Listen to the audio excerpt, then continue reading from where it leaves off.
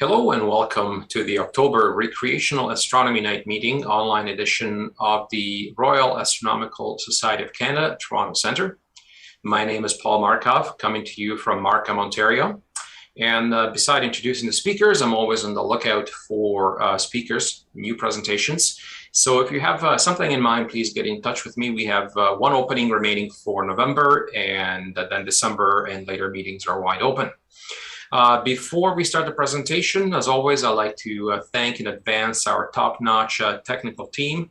And this evening, it's comprised of Andrew and Betty Reed, Emma Seabrook, Ward Legros, and Ennio Cialucci. Thank you guys for making these presentations possible for all of us. We have three presenters this evening as usual, and I expect will be done around 9:30. The speakers are Andy Beaton with The Sky This Month. Then we have Tom Luton, our president. He'll be telling us about asteroid occultations, an introduction to asteroid occultations. And finally, we have a first-time speaker, Mayvis Rebeira, and she'll talk to us about her first star party up north. And then finally, Tom Luton will be back with the announcements for tonight, as usual. If you have any questions for the speakers, please ask them via the YouTube chat, and Emma will ask them on your behalf. And if you are attending the meeting for the first time, whether you're a member or not, please let us know through the chat box. So I think we're all set to go. Let's get the meeting started with Andy and the sky this month. Hello, I hope everybody can hear me. My name is Andy Beaton. I'm speaking to you from my astronomy cave in downtown Toronto. I'm here to talk about what's up in the sky this month. The usual agenda whenever I'm doing this, the big picture, key dates, moon, planets, the deep sky, a double star, even though Blake isn't here, I'm still keeping him in mind, a variable star, and some spaceflight highlights. So starting with the big picture, tonight around 10 p.m., looking to the south, this is what we're seeing. We're looking at our usual late summer, early fall constellations. We have a great parade of planets. We've got all the big planets in view. We've got a couple of minor planets. Pegasus is right up there. Looking over the top of that, they're all going to have Andromeda and Cassiopeia, so there's lots of good deep sky stuff to look at. When we get later in the month, or right before the next meeting, wake up early in the morning, and we're going to have our winter constellations. I know this is bad news for some of us who prefer the summer, but at least we get some good stuff in the sky. We have Orion, we have Gemini, we have all the winter spectacle in the sky that we like. I've thrown an extra one for this month, Halloween. I'm assuming that Halloween is going ahead and there will be kids wandering in your neighborhood. If there are, this is what you're going to be seeing on Halloween night around 8 p.m. Bright planets, summer constellations are still going to be around to a limited extent, so if you have a telescope, you can always take it out. We're at the time of the year where nights are starting to get longer. Tonight, astronomical twilight ends at 8:10 and starts again at 5:26 in the morning. This is all daylight savings time. By the next meeting, November 3rd, twilight will be ending at 7:28 or 19:28 if you're counting that way, and starting again just before 6 o'clock in the morning. So we got more time out there. If you're one of those people who's doing some imaging, you've got lots of time for nice long light collection. Important dates coming up. Strictly speaking, the new moon passed earlier today, but I'm throwing it in today anyway as part of this month. As far as we're concerned, if you go out with your telescope tonight and the clouds miraculously disappear, tonight's a new moon night. You'll get your darkest possible sky. The moon is at apogee on the 24th and perigee on October 8th. I've annotated it there as far and close because I never remember which is which. But if you take out your telescope and a camera and take a picture of the moon at both times and put them side by side, you can see just how elliptical the orbit of the moon around the Earth is, and see how much farther it gets away at its greater distance. October 20th, we've got the full moon. Mercury is occulted by the moon on November 3rd. It's a lousy time of day to see it, but it's worth giving it a chance. Halloween, I'm sure there are spooky things in the sky that we'll be able to see. And the Orion meteor shower is going to be peaking on October 21st.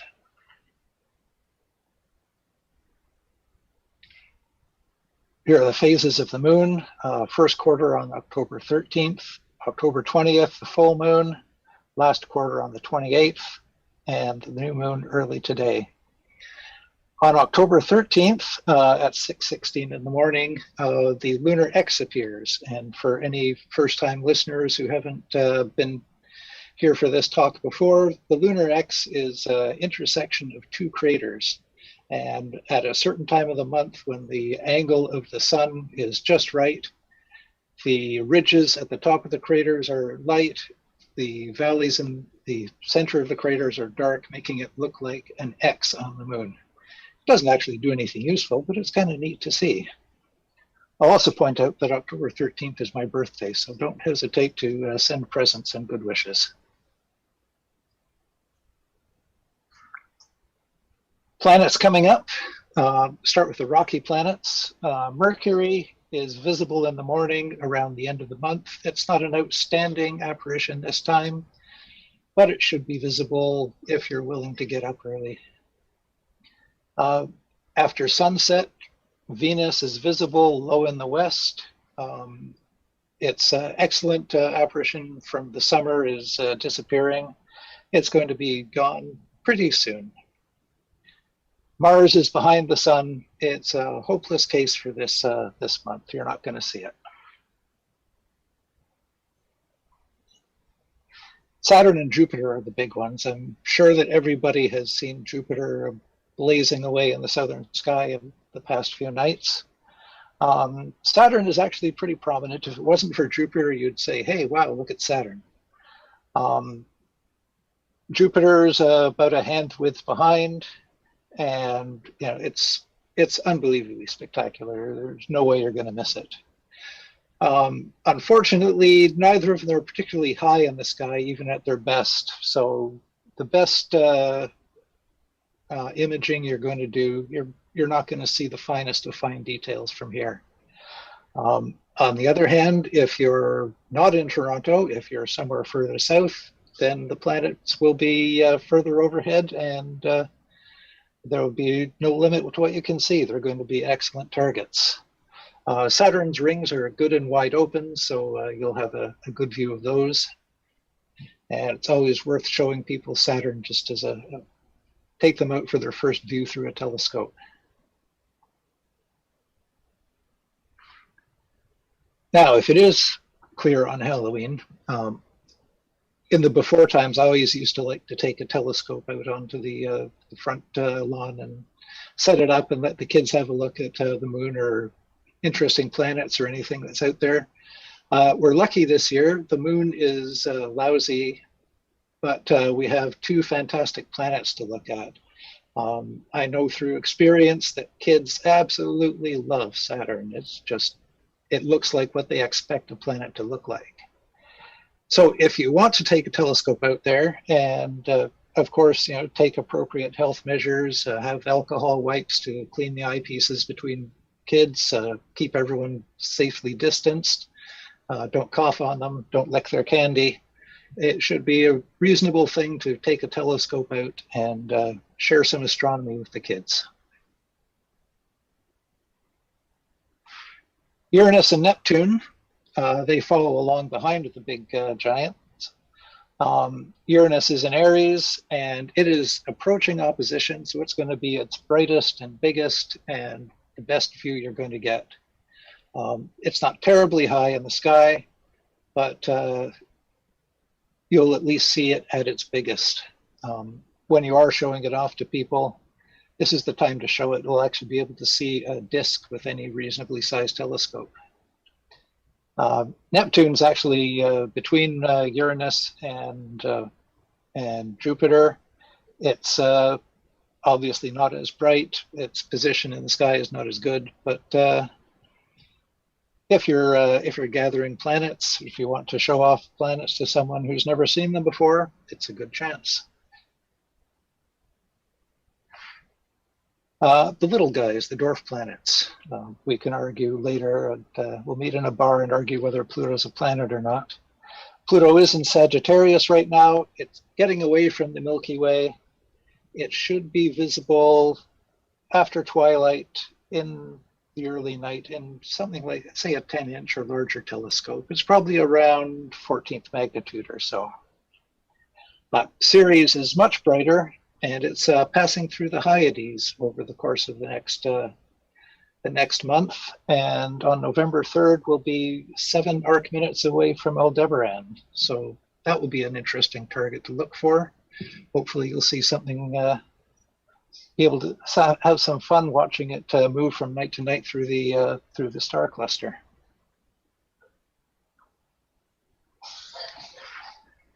I always like to do a little bit of deep sky stuff. This month I've picked something a bit more challenging.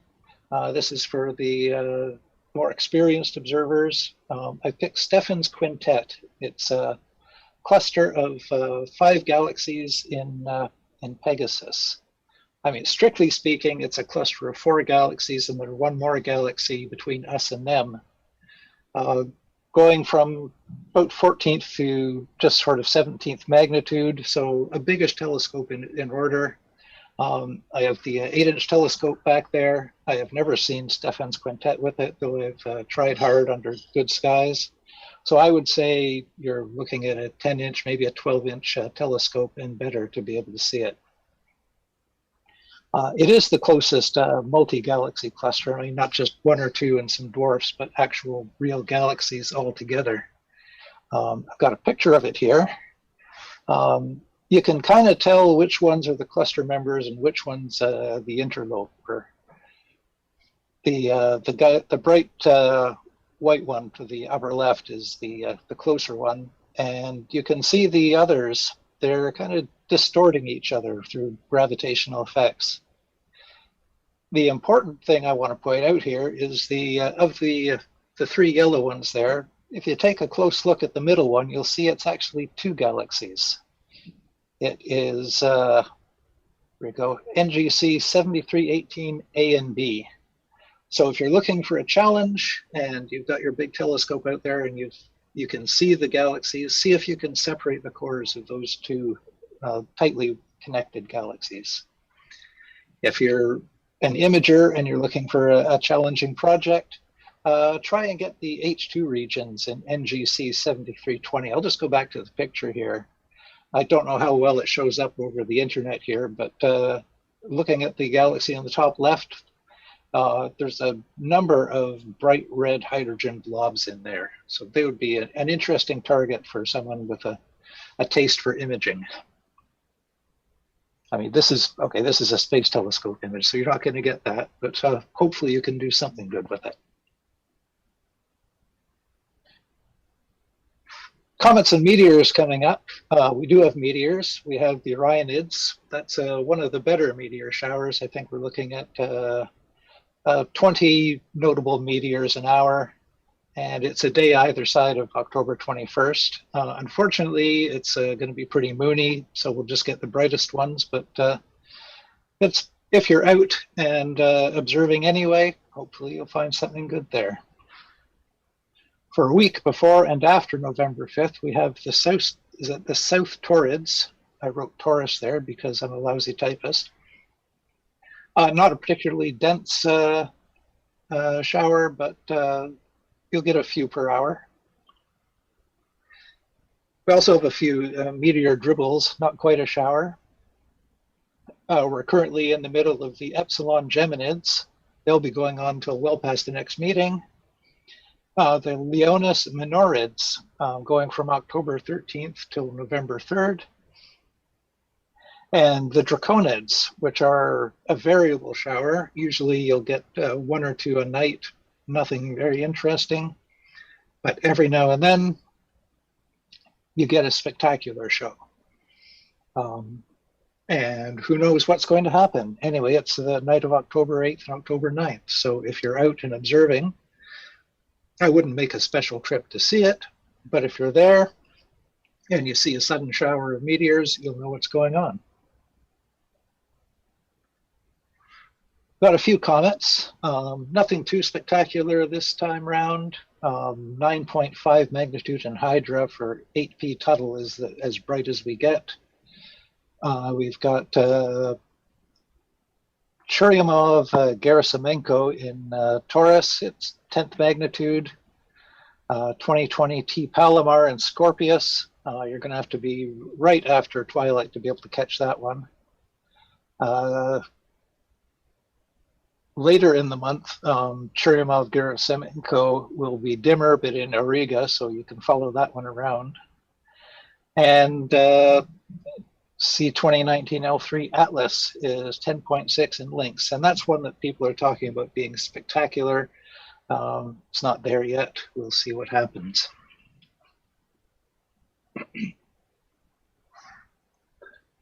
We have to have a double star because Blake will be sad and I'll feel like I've let him down if we don't. I've picked Gamma Andromedae this time round. It's a bright multicolored pair, second magnitude gold star and fifth magnitude blue star. Really nice binocular object. It's down at one of Andromeda's feet, if you know how the constellation picture goes. If you have a really good telescope and a night of excellent viewing, you can actually split the 5 magnitude blue star and realize it is in fact a double.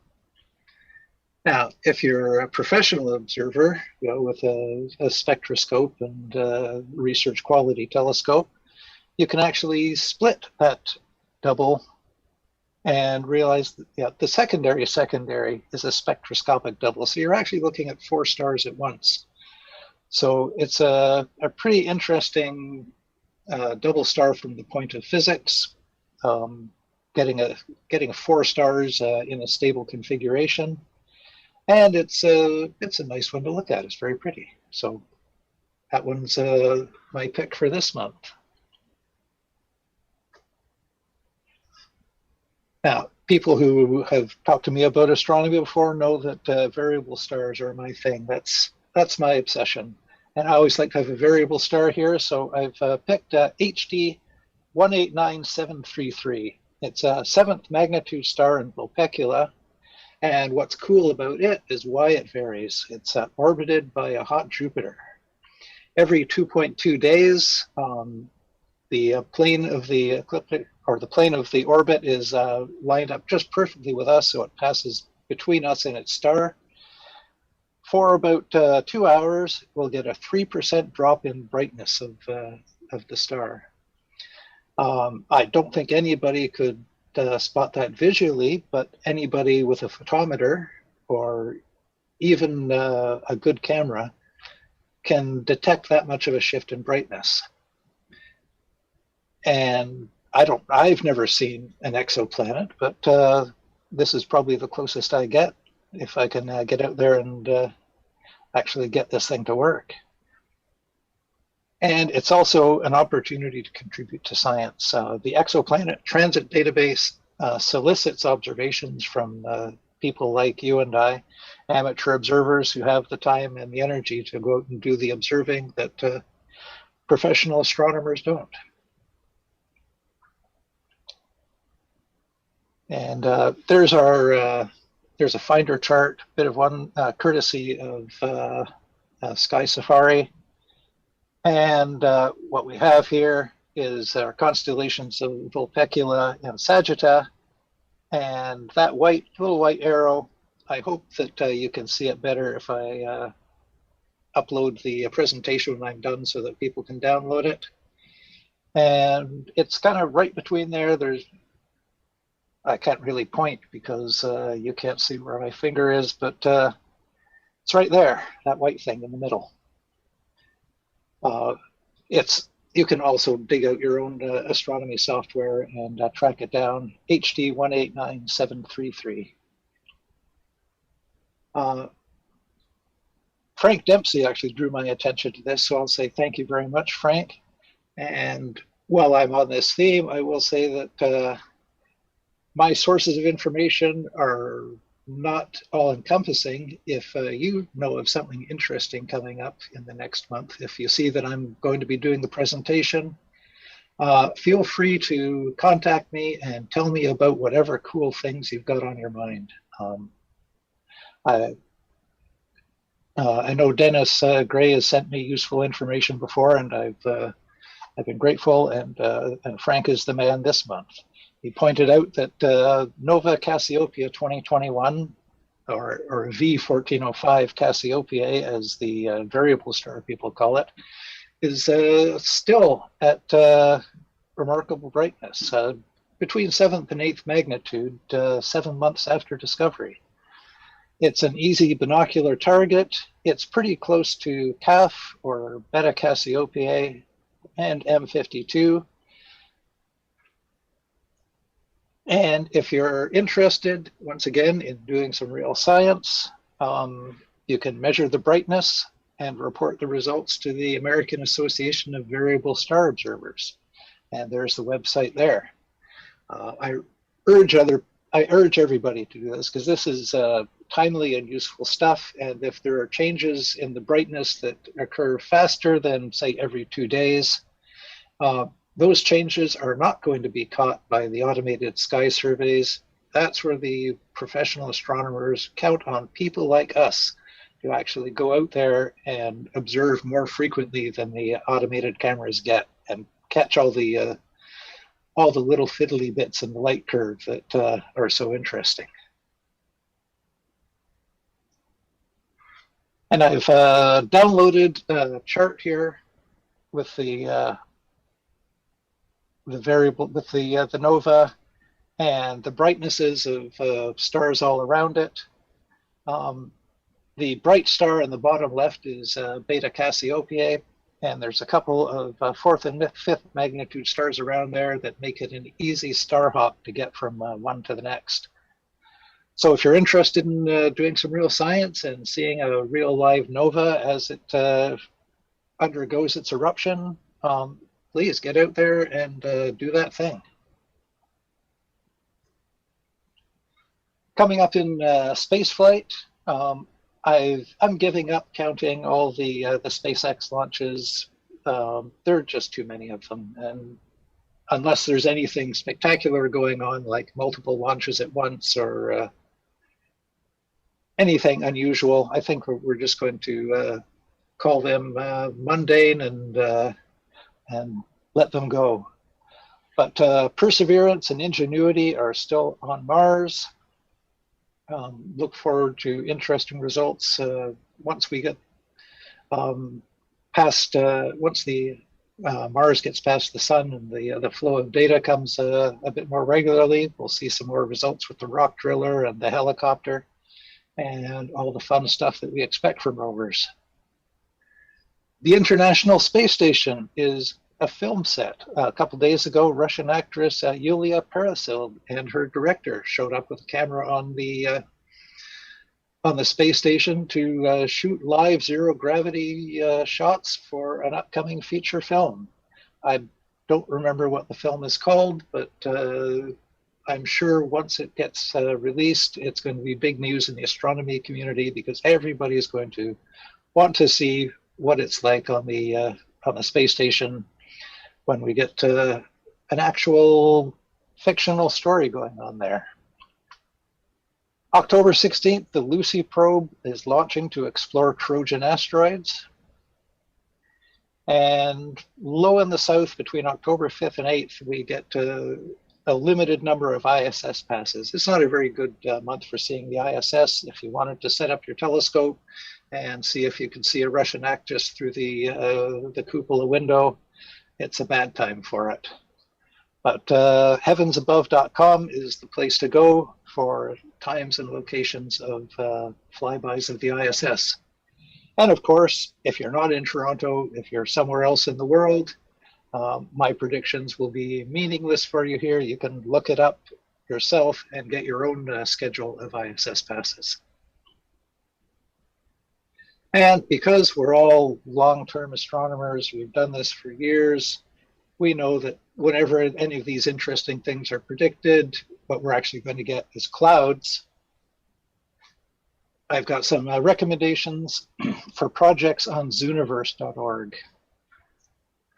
These are all projects where you and your computer go to the website and you're asked to classify, examine, note interesting features and radio galaxies, asteroids that may be active or having unexpected comet tails, weird dark energy effects on distant galaxies, or bursts of gamma ray energy that are coming from unexpected times.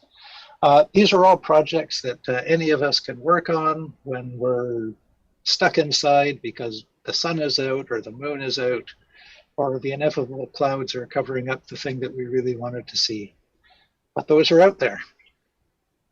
So that's what I've got for this month. Let's all have clear skies and a good month of observing. Hold on. And if there are any questions, I'll be happy to hear them. Hello, Andy. Thank you so much for your presentation. Great job as always. Let's go to Emma. Do we have any questions for Andy? We do. We have two questions. From Louise, does the sun appear to move faster or slower than the moon as we see it from the Earth? Oh, good question. The sun, if we're looking at the sun at the background of stars behind it, then the sun appears to be much slower. It will be an entire year before it gets, that one circle around the Earth from our point of view. The moon only takes a month to get from one point in the sky to circle around and back to the same point. So it's going roughly 12 times the speed. So when you see a solar eclipse, you're seeing the moon catch up to the sun and pass it rather than the other way around. Thank you. Our second question is, when will Pluto get away from the Milky Way? Well, Pluto is moving extremely slow. It's kind of at the edge of the Milky Way, the densest part of the Milky Way now. But the problem is the Milky Way is not a clearly defined thing. It doesn't have a sharp edge where we can say, okay, here it's in the Milky Way and here it isn't.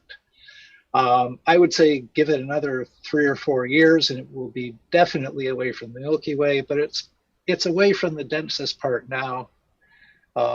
If you'd asked me 5 years ago, I would say don't bother trying to look for it visually because there are just too many stars around.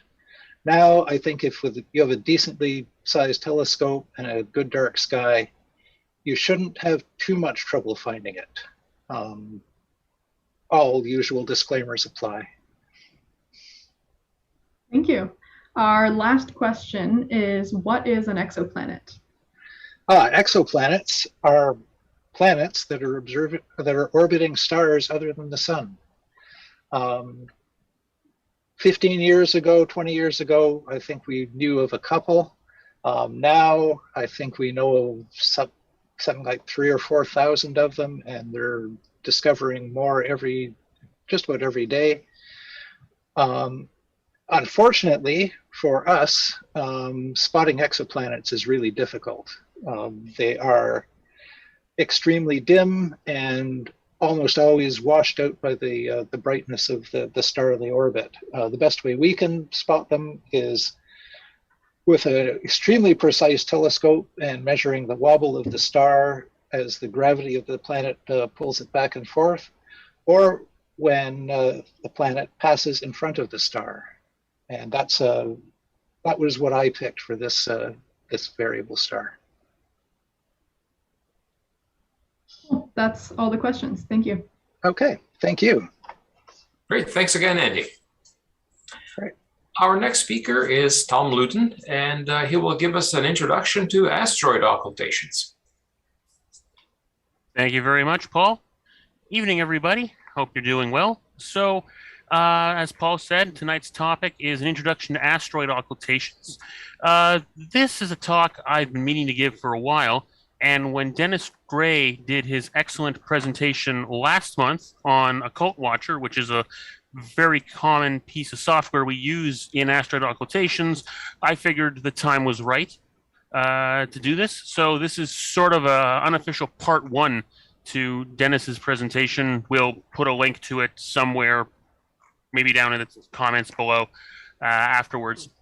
But anyway, so I'm going to talk a little bit about, give a little bit of an introduction, talk about the importance of asteroid occultations in observing them in astronomy, talk a little about the history of them, give a very brief overview of how to observe, talk a little bit about the discoveries, and then a little bit of my own personal history of asteroid occultation observing. So, there are about 2.5 million stars that are magnitude 12 or brighter in the night sky. So stars that are within the grasp of a medium-sized amateur telescope. And as of a couple of weeks ago, there are approximately 113 million minor planets in our solar system. That's everything from the near-Earth objects that are close by, the asteroids in the main belt, all the way out to the Kuiper belt objects past Neptune. With so many stars and so many minor planets, every so often a minor planet will pass in front of a star, blocking its light, as we see from Earth. This is called an occultation. So, this can happen at any point in the asteroid's orbit or in Earth's orbit. It's not something that only happens at certain times of year, like opposition. It doesn't rely on distance from the sun, like perihelion. Occultations are visible from anywhere on the planet, and occultations can occur at any time, day or night. Obviously, the ones that happen at 12 noon, we can't really see because the sun is out. What this means is that there's no such thing as an occultation season. They occur at random all throughout the year. There are more occultations visible in the winter because the nights are longer. So, a little bit about the importance. So, because stars are so distant from us, the photons of light from the star reach us, they're basically traveling parallel to each other. And this means that when an asteroid passes in front of a star, the shadow that it casts onto the Earth is about the same size as the asteroid itself. If you time the occultation from a specific location on Earth, and you know the speed that the asteroid is traveling at, you get the width of that part of the asteroid. Depending on the equipment that you're using, this width can be accurate to a few tens of kilometers or even to a few kilometers. If you stack multiple observations from different observers across the path of the asteroid occultation on Earth, you create a cross-sectional profile of the asteroid as it passed by. This is by far the cheapest method and the easiest method of determining an asteroid's size and shape. Large telescopes can only directly image the biggest asteroids through the use of adaptive optics, and the end result is a very blurry photo. And telescope time on the big guys is very, very expensive. Space probes are even more so. So this is one of the ways that an amateur astronomer can make a real contribution to the science of astronomy. So, a little bit of the history. Lunar occultations, where the moon passes in front of a star, have been known for centuries. The earliest recorded one was in Japan in the year 640, when the moon passed in front of Aldebaran. Planetary occultations have been happening for a long time that we've known about, and we've made some very famous discoveries as a result of them. Uranus's rings were discovered via a planetary occultation of a star in 1977. As Uranus approached the star, the light from that star started blinking off and on in a regular pattern, and then as the planet departed the star, the light from the star blinked off and on in a regular pattern, except in reverse. So that's how we found the rings. Neptune's moon, Larissa, was found in 1981 through a similar method. The light from the star blinked before the planet reached it. Now, we didn't know at the time what moon this was because it was only a single point of data. We had to wait until 1989 when Voyager 2 swung by Neptune, and we got a good look at the small moons close to the planet, and we were able to then run the clock back and find out that it was Larissa that had blocked the starlight back in 1981. And we also measured Pluto's atmosphere in 1985. When a astronomical body with an atmosphere occults the star, the light doesn't just immediately blink off and blink on again. Instead, light dims and then brightens. And from that, you can measure the density of the atmosphere and learn a few other things. Now, the problem with asteroid occultations is that asteroids are a lot smaller than the moon and planets in the sky. So the small size, combined with the not 100% certainty of the asteroid positions, combined with the relatively inaccurate star positions in the night sky, we didn't quite know the exact location of fainter stars to the level of precision we needed to do asteroid occultation work. It made all this early asteroid occultation observing difficult. The first asteroid occultation that was observed was by Juno, 3 Juno, in 1958. But the problem is that all this uncertainty meant that the odds of an asteroid occultation actually occurring where we thought it was going to happen weren't that great. It would be a case of the path of occultation on Earth will be here plus or minus 20,000 kilometers, for example. This uncertainty, this high risk of failure, and the high cost of telescope time meant that professional astronomers were sort of hesitant to take part, and so it fell to the amateurs to start observing occultations starting in the mid-1970s. The International Occultation and Timing Association, IOTA, was formed in 1981, and it provides information on occultations, it coordinates observing expeditions, and it collects and publishes the results of those expeditions. Occultations.org. If you get interested into this, this is one of those websites that's not only going to be something you refer to quite a bit, but it's got plenty of additional information beyond what this presentation has. Details of where you get your star charts, where you get all your additional information. So, in the 40 years or so since IOTA was formed, the probabilities of observing occultations have improved greatly. We've had 2 astrometric satellite missions, Hipparchus in the 1990s and the Gaia mission, which is wrapping up shortly. And these 2 space probes have provided us with greatly improved coordinates for star positions, for stars brighter than magnitude 20. So that's basically, you're going to need some significant astronomical horsepower to get beyond the magnitude 20 point. So now most of the uncertainty for the position of an asteroid occultation comes from the asteroid itself. We don't quite know its exact orbit. However, this is one of the things that asteroid occultations helps to solve, because if we know the star's location to a high degree of accuracy, and you know where you are on Earth, then, well, logically, you know exactly where the asteroid is because it's in between the two. And so asteroid occultation observing makes asteroid occultation observing easier for the future, because knowing where an asteroid is now to a high degree of accuracy means that you'll be able to get very accurate predictions for it in the future. So what exactly would you see through your telescope? Well, shortly before the event, about 15 minutes or so, the star and the asteroid will appear to merge and will create a single star with a combined brightness of both, much like in the same way that a double star is actually two stars so close together that you can't resolve them into two stars. They appear as a single object. During the occultation, the brightness of this combined star will instantly drop to the brightness of just the asteroid for a few seconds.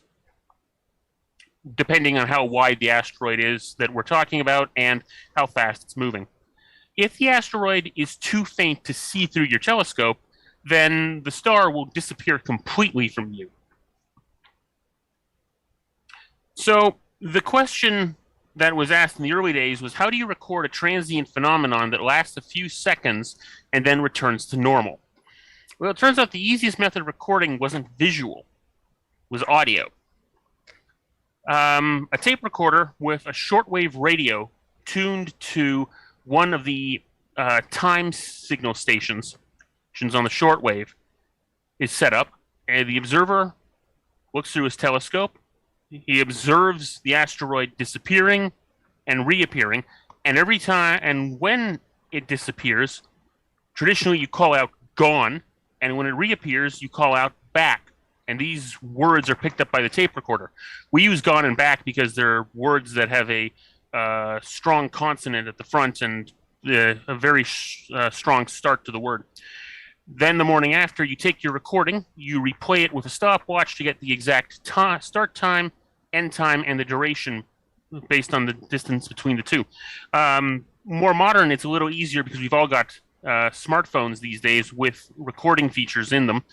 You simply, instead of a tape recorder, you record with your phone, and then you can use some of the software in your dictation or your recording app to slow down the recording so that you will be able to get the time of the time of the disappearance and the reappearance to a very small fraction of a second, actually. So yes, this does introduce errors due to the human response time and human reaction. With practice, that will get down to about, you'll be accurate to about 0.3 of a second, but there's a bit of a learning curve. Just one note, you cannot use an internet-based time signal for this. You need a shortwave radio. The reason being is that the data routing adds random milliseconds to the internet time signals that you might get off the internet, and as a result, that's not good enough for what we're trying to do here. So we've tried using photographic time-lapse in telescopes without tracking. And it has worked in a few cases, but usually it was too technically challenging to set up, and the cost of film in the time period made it impractical. So what happened was we started using video cameras in the 1980s, mounted on their own tripod, pointed at the eyepiece. And then as the video cameras got smaller and smaller, by the 1990s, we were attaching them to the eyepiece, and by the early 2000s, we were using them instead of an eyepiece as webcams got fairly small. And this is getting a little beyond what you'd want. The equipment requirements for these are a little beyond this presentation. But if you're interested, after a few attempts with some of the simpler methods, again, occultations.org will have all the details you'll need. As to what kind of equipment for a telescope, any size will work. But the bigger the telescope, the fainter the stars that you're able to see, and therefore the more occultations you'll have a chance to take part in. For example, I use an 8-inch, and here in Southern Ontario with moderate light pollution, you'll get past 12th magnitude, but not a huge far past 12th magnitude. I use a Dobsonian, but I would recommend, if you can, to use a telescope that's got a tracking mount. The reason being is that you can find the star, and then if a cloud happens to move in and then move out with about 10 seconds left to go before the occultation is expected to start, you can still observe it, and you don't have to worry about trying to reacquire the star because the field of view has shifted.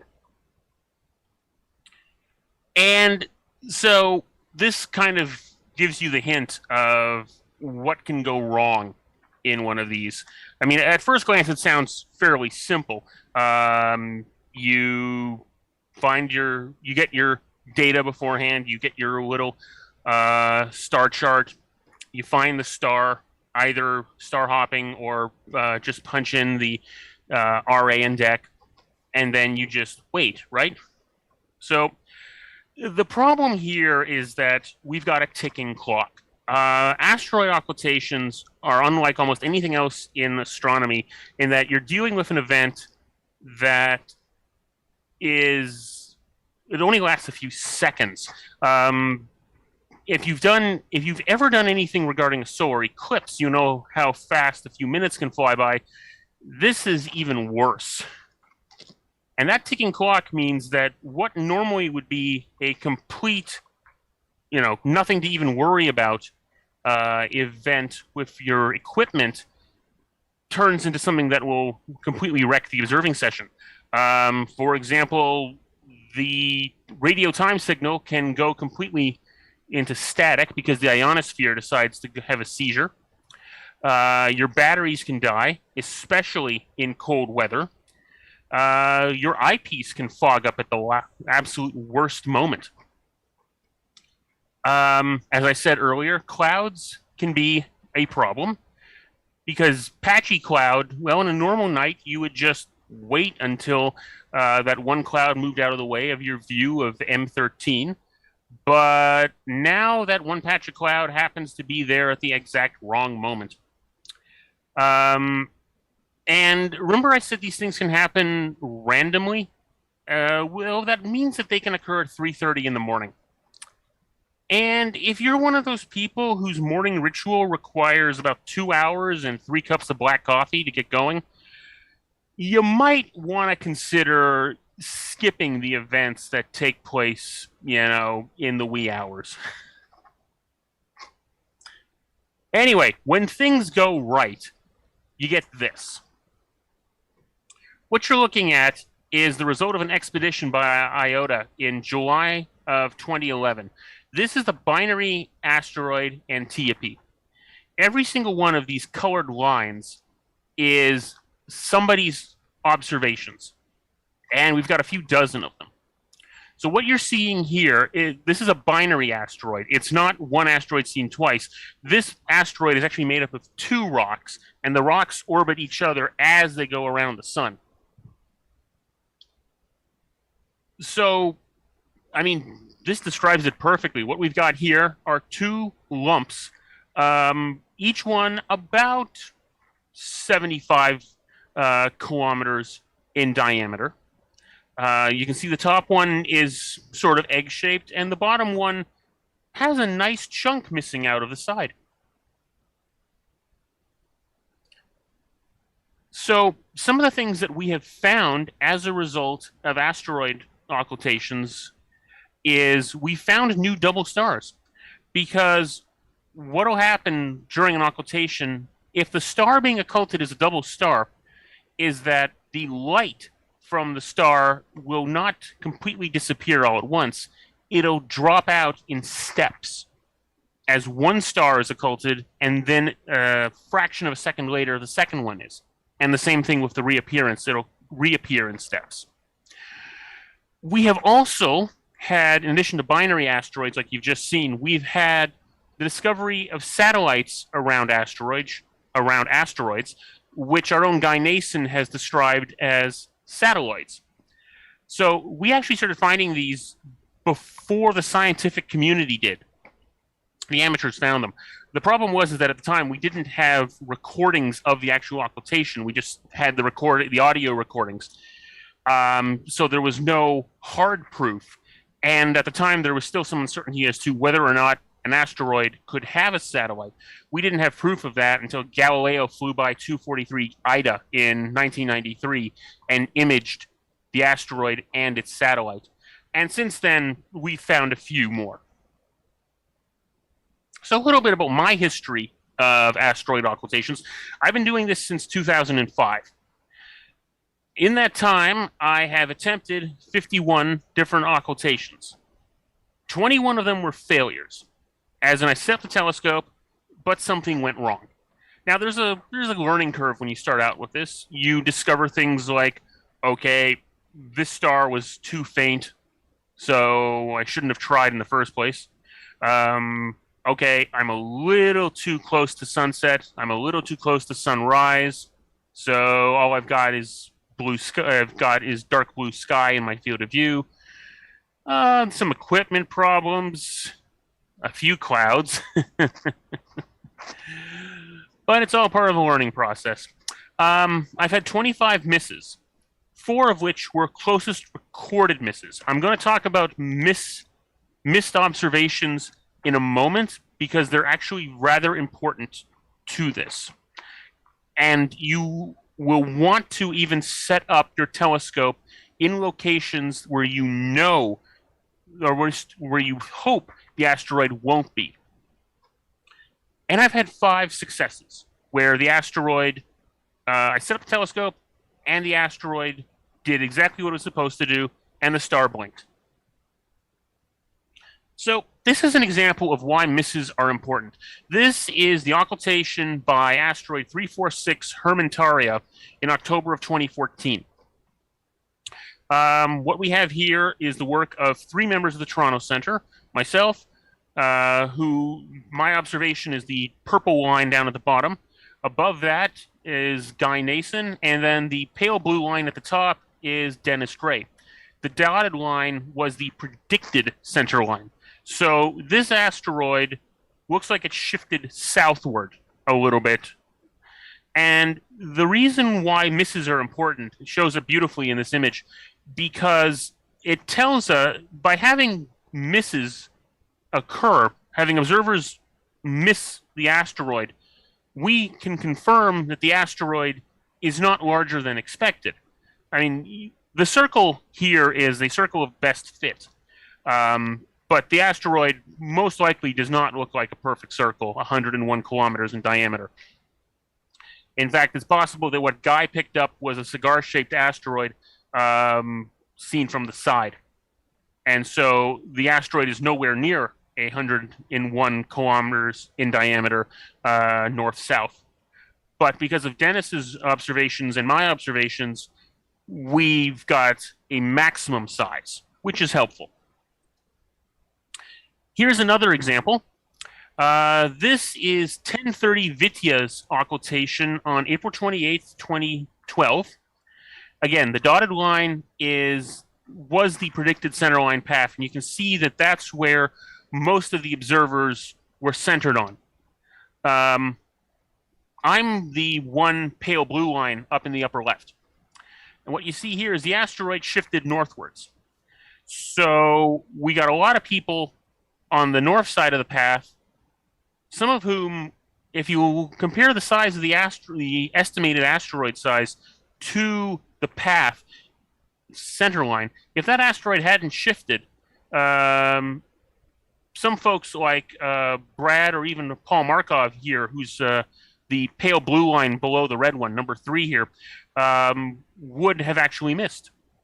But instead, because they were set up on the outer edge of the predicted path, and the asteroid shifted in position, they were able to contribute quite a bit of information. This one was a big effort by the Toronto Centre. In addition to myself and Paul Markov, there's Eric Briggs and Patrick McDonald and Dennis Dray who contributed to this. And this is what I was talking about when I said observers scattered along the observation path. The green line was the predicted center line, and the blue lines represent sort of okay, we think the asteroid is this big, and we're trying to confirm it. But so green center line is the center line. Blue lines are supposed to be the edges of the asteroid, but remember, this thing might shift. So the red lines on the chart are statistically calculated lines showing that this is the 1 sigma deviation. In short, if you've taken some statistics courses, the probability that the asteroid would be between those red lines was 68%. So the idea is to spread a few people out on either side of the blue lines in case this thing moves. And you can see we had good coverage here in Southern Ontario and then a few other folks in New York State. This is a more recent occultation. This is by 375 Ursula in August of last year. I'm number 5, the brown line just above the dotted line. And you see here, in this case, the yellow circle is a fairly decent fit. But one thing I discovered is that there's a good-sized chunk missing out of the south side of this asteroid. So if this talk has gotten you interested and you'd actually like to try one asteroid occultation without any of the pressure of actually observing it and trying to get some real science, what we got one coming up in a few weeks. On Monday, November 1st at 7:52 p.m., asteroid 4082 Swan will occult a 10th magnitude star in Triangulum. The link is to the IOTA page with the relevant information. The predicted path of this occultation runs over Belleville and Prince Edward County in eastern Ontario. So that's far enough from the GTA that a miss here is likely. So you don't have to worry if you want to try it here in the GTA. The odds of you not seeing this are pretty good. But try it again. Try it anyway to get a sense of the pressure and what you're trying to do when you've got a clock ticking. And of course, to go along with what Dennis was saying last month, download Occult Watcher so you can get the full details, such as the to the second occultation time and access to some of the tools and so forth. And with that, I'd like to wish you good luck, and I hope you take a stab at least a couple of asteroid occultations. And does anyone have any questions? Thanks, Tom. Great presentation. Very interesting topic, at least it is to me, because I have done 2 or 3 occultations in the past. I'd like to try some more in the future. Do we have any questions, Emma, for Tom? We do. We have a few questions. The first one comes in from Louise. Right now, the sun and the new moon are in the sky, very close. Which one appears faster on any given day? Didn't we just have this question? It was a bit different. It was asked twice, though. Mm-hmm. So, so we'll repeat that, please? The sun and the new moon are in the sky. Which one appears faster on any given day? The moon should appear faster because it makes a complete circuit of the sky in 29 and a half days. Thank you. Is there a way to use GPS signals for the time signal? I've only ever used a shortwave. I've never used a GPS time signal. I think so. You'll want to take a detailed look into IOTA's page to see if there is I believe there is a procedure for doing that. Check with IOTA's page. They'll have the details on that. Thank you. Our last question. Is a minor planet an exoplanet or a planet in our galaxy? Okay, a minor planet is, to put it bluntly, something that is smaller than a planet. So we're talking something generally, it's in our solar system, asteroids and Kuiper belt objects, the largest of which, if I recall correctly, maxes out at about 3,000 kilometers in diameter. Other solar systems are more than likely to have their own collections of minor planets. And so, but those are so far away and so small and dim that we won't be seeing them until we start getting a working warp drive. Thank you. That's all the questions. Hey, Tom, I actually just thought of a question myself. I'm going to go ahead and ask it directly. Typically, I have trouble with my shortwave radio obtaining a signal consistently. Often the signal is hard to hear. It comes and goes. Any advice on how to pull in a better signal?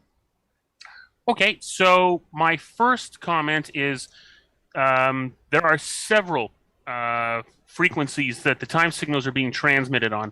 The Americans transmit on, I think it's 6 different frequencies, and the Canadians on 3, all of which can be picked up with shortwave radio here in Southern Ontario.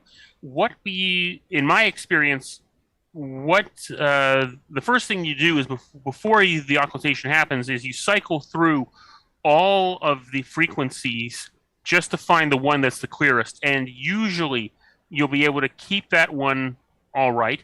And then what you should also do in your shortwave radio is have those frequencies pre-programmed so you can flip from one to another very quickly simply by just pushing a single button. So there are some tricks with respect to, say, longer antenna. Some folks will get some copper wire, wrap that around the antenna, and then lay that down on the ground to get a longer baseline antenna.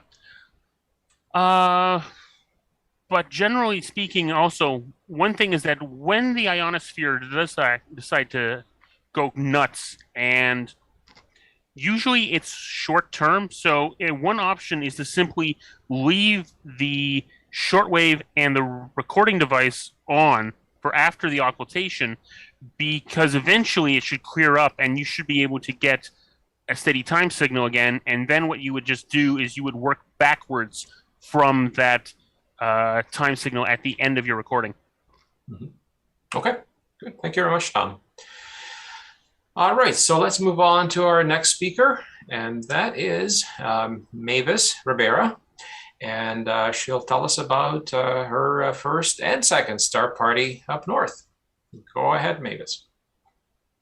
Thank you, everyone. It is very nice to be here presenting for the first time at Recreational Astronomy Night. So I'm from Toronto, and I actually live in a very densely populated place, very little view of the night sky.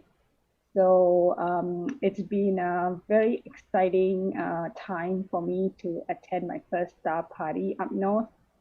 So next slide, please. So sometimes I like to call this title what the pandemic lockdown did to me, because I probably would not, I don't even know if I would have gone to a star party, but the most I've gone to is attend the monthly meetings at Bayview. So that was very nice, and I hope that gets restarted again.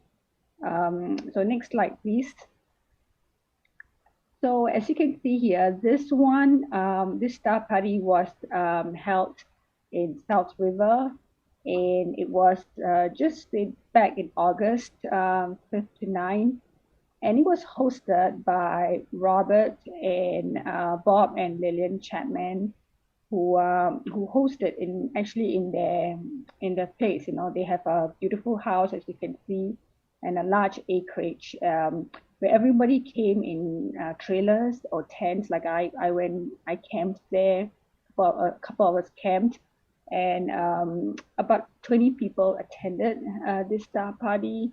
And yeah, we were just out in his field, and it was just a beautiful dark night sky out there in South River.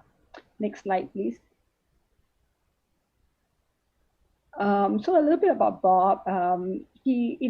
Bob Chapman is a longtime member of RASC, also the North Bay Astronomy Club and the Astronomical League. And when he was living in Toronto, he was a member of the Toronto Centre, and I think he began the monthly steady observing sessions. And he and his wife also organized the annual Algonquin Adventure, which I will be speaking about a little bit later in this talk. And this is the Toronto Centre's annual star party. And since he's retired and moved out to South River, he's been active in the North Bay Astronomy Club. Next slide, please.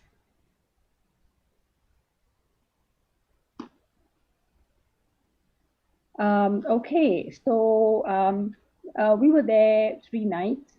So the first night was beautiful. It was a very clear night, and really it was the first time, I would say, that I actually saw the entire Milky Way clear and bright, spanning across the night sky. It was awesome. And I was still, even though I was a member of Rescue for a couple of years, I normally, I haven't really gone to a star party and out in the night sky for hours with fellow people who are interested in astronomy. So it was really interesting session. Bob has made his 16-inch telescope, and he also built his own observatory. And so I had a good chance to view the night sky through his telescope. He also showed me how he was hunting for a Herschel object. I believe it was a galaxy in the Draco constellation, and he was just using printed star maps. So that was a very interesting to see how he was looking at the star maps and then trying to find it out in the night sky. So for the first time, I saw the Ring Nebula, the Dumbbell Nebula, the binary star called Caroli, and of course, amazing, stunning views of Saturn and Jupiter. Next slide, please. So this is a picture of Bob taken in his observatory with his telescope. Yeah, so it was quite interesting. I mean, he gave me some description of how he actually built, chose the wood of the telescope, and also how he actually even built the observatory. So for those of you, if you're interested to build your own observatory, it's good to connect with him, as I'm sure he'll be able to share a lot of information with you. Next slide, please. Day 2 was a bit different. It was quite overcast, so that we couldn't really see much in the night sky, but we did spend, since we were all camping, we were all there, we did spend time sitting around the bonfire, and I really learned a lot about the rich history of both the North Bay Astronomy Club and the Sudbury Club. And you know, Sudbury is really also the start of a mining town. So you know, I had in the daytime, you know, gone to a museum, and I actually got this huge metal, I believe it's selenium, and it looks like Uranus, so I christened it that. And you know, sitting around the bonfire and speaking about astronomy is really very a bonding experience. And of course, you know, there were some band member there who entertained us during the night. So all in all, it was, even though we didn't observe the sky, it was still very good to be able to bond with his fellow individuals who are interested in the same hobby. Next slide, please. So day 3 was another beautiful night. So Steve Dodson was there, and he actually gave me a tour of the night sky. So that was really memorable. Steve is also a maker of telescope. If you are interested, you should connect with him. And a bit of trivia about Steve. He's got an asteroid 13832 named after him. Later on in the day, Alan Ward, the president of the Sudbury Club, gave us a presentation on optical coatings for astronomical instruments. And I believe he also gave similar presentation at Restio back in May during this Wednesday night talk. So that was also very interesting to sit around and, you know, ask him questions and see you know, their interest in lens making and telescope making. There are lots of expertise in that area. Next slide, please. So it was fun because I had really good company when I was there with Linda Collier, and you know, she's the former Girl Guide instructor. So I actually am not so familiar with even camping, so she gave a lot of help and advice in setting up my tent and everything to do with camping. So I was really indebted to her.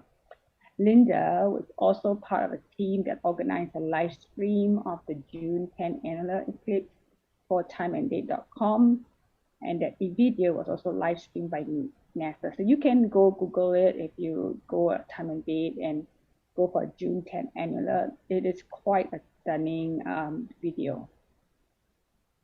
Next slide, please. So here you can see a picture of the whole team from left. Clockwise, you have Linda, you have Bob Chapman, his wife Lillian, you have Steve, we have Alan Ward and Steve's son. So this was the last day before I started my drive back to Toronto. Next slide, please. This is a group picture of every one of us. So quite a number of us turn up. Many of them turn out in trailers, so they do have trailers, but I think a few of us, came with our tent. Next slide. So for those of you who are wondering where South River, like myself, it is north of Sunridge. So it's about 4 or 5 hour drive, depending on how fast you drive. But it is definitely, out there, just pure, dark sky. So I really enjoyed this, and I told you my title of the topic was what the pandemic lockdown did to me. So I was thrilled to find out later that the Algonquin Star Party will be coming up.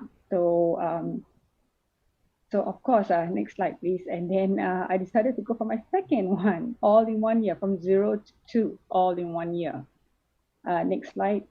So this one was held at New Lake and Algonquin just last month, September 9 to 12. It was organized by Charles Jung, who restarted this. And there were 7 of us that actually went there, went to attend this one. Next slide.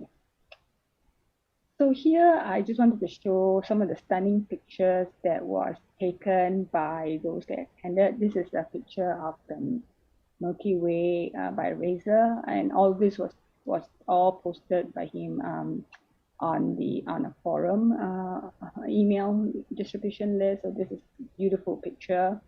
Next slide.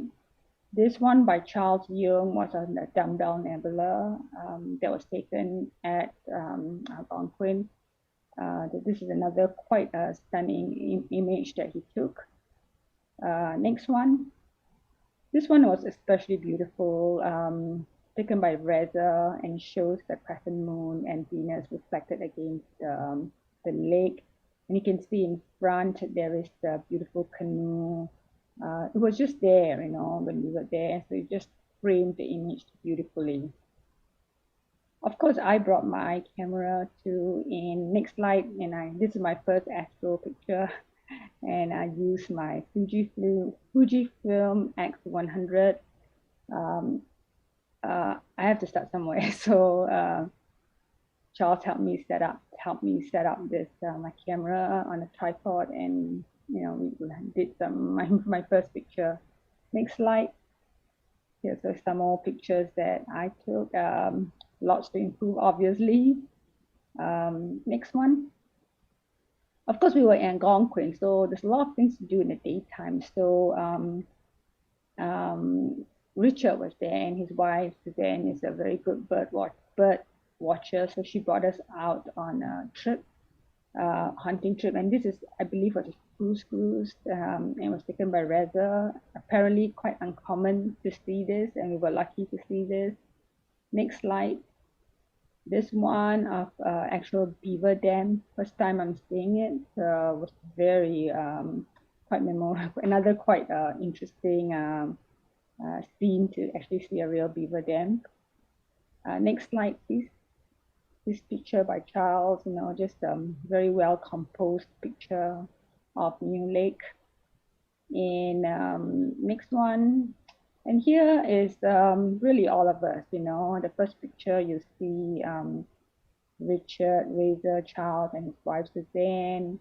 I brought my dog Shiloh along, and so altogether we really had a good time, both in the evenings watching the sky, but also in the daytime, just checking out Algonquin together. That was really quite an interesting experience. So next slide, please. I later found out that this star party was really popular years ago. Like I was looking at one of the websites from North Bay, and at one time, there were like 137 attendees that used to come. So I really hope that next year more people from Toronto, from STO will attend these star parties, because it's really interesting, and it's really nice to be able to spend time with everyone, watching the stars and looking at the stars all as together as a group. So with this next slide, I just want to end this talk and just encourage everyone to come out next year for a star party. Thank you. Thank you very much, Mavis. Really glad to hear you enjoyed your star parties. They're great events to attend, and also great to see that the Algonquin Adventure is back on. Right, so that wraps up the speakers for this evening. But before we go to announcements, we should see if there are any questions for Mavis. Nope, there are no questions for Mavis, but that was a great talk and made me miss star parties. Okay, great. Thanks again, Mavis. Tom, let's go with the announcements.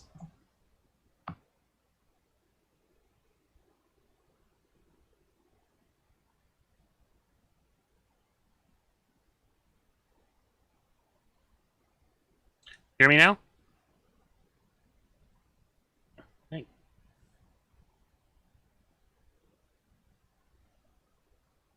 Sorry about that. One thing I forgot to mention earlier, I'm doing this from my couch at home in downtown Toronto. So let's get on with the announcements. Okay, so as Paul said earlier, we've got two types of meetings. We've got our recreational astronomy nights and we've got our speaker nights. So for those of you who are here in the YouTube chat watching us live, thank you for joining us. Please say hello and enter some questions for the presenters like you've been doing. If you're a new member, introduce yourself. If you come from far, far away, please let us know where you've come from. Our next speakers night is in 2 weeks on the night of the 20th. Dr. Keith A. Hawkins, the assistant professor and galactic archaeology lab leader at the University of Texas, Austin, will be talking about galactic archaeology, uncovering the story of our home with stellar fossils. Live here on YouTube at 7:30 p.m. Our next recreational astronomy night in a month's time is on the 3rd of November at 7:30. Dennis Dray will be discussing the sky this month. Darren Henning will be discussing big binoculars, prepare to be amazed. And as Paul mentioned earlier, we've got one presentation slot still available. Please contact Paul Markov if you'd like to present. Coming up the DDO on the 23rd of October at 7:30, from 7:30 to 9 p.m. For a $12.50 registration fee. We have our astronomy speakers night. On October 24th at 12:30 in the afternoon is Sunday stargazing, $6.78 registration fee. Links for all registrations can be found at rascto.ca. And up in the sky at the DDO on the 29th of October at 8:30 p.m., $12.50 fee, registration to be found at rascto.ca.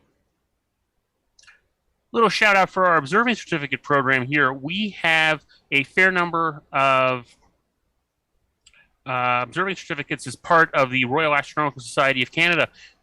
If you've done a few of them, if you've done one or two of them, please let our observing committee know so that you can get your certificate and your very nice pin, some of the examples of which are here on the screen. We've got several: Explore the Universe, Explore the Moon through binoculars or telescopes, Messier Catalog, finest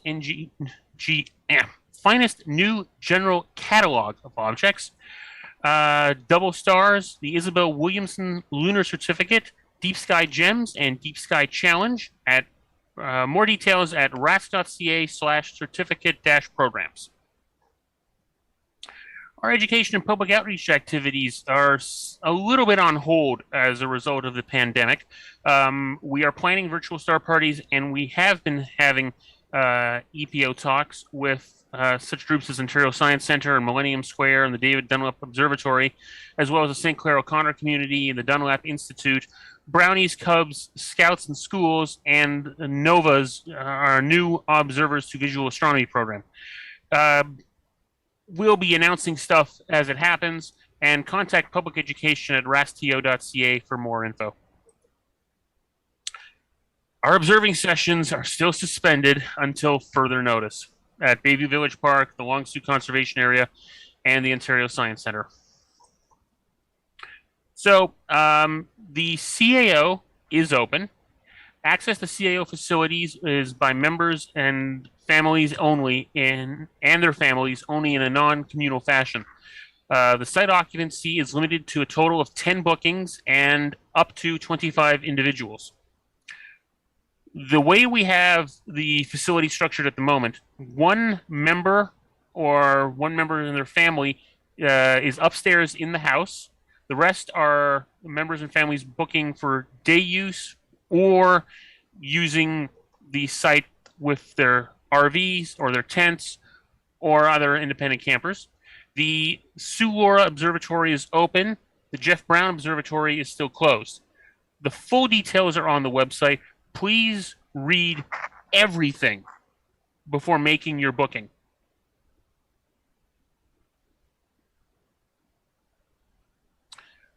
We are still looking to fill some slots. The Toronto Centre runs on volunteers.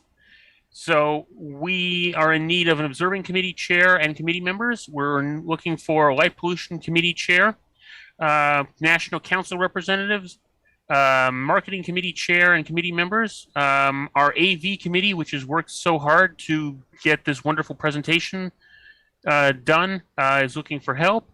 And the Education and Public Outreach Committee is in search of additional help, especially telescope camera operators for our virtual star parties. If you can, volunteer at raskto.ca. Rask membership, this is where I plug membership in our society. Please renew online at secure.rask.ca. If COVID finds you in a difficult spot, we do have a Rask emergency fund. It's completely confidential, and we also offer gift memberships for the upcoming holiday season. Contact the national office at mempub@rask.ca. And with that, I'd like to wish you all a very good night. Thank you very much for joining us. Please follow us on all social media. If you liked what you've seen, please like and subscribe and click the notification bell. Stay safe, keep looking up, and have a good evening.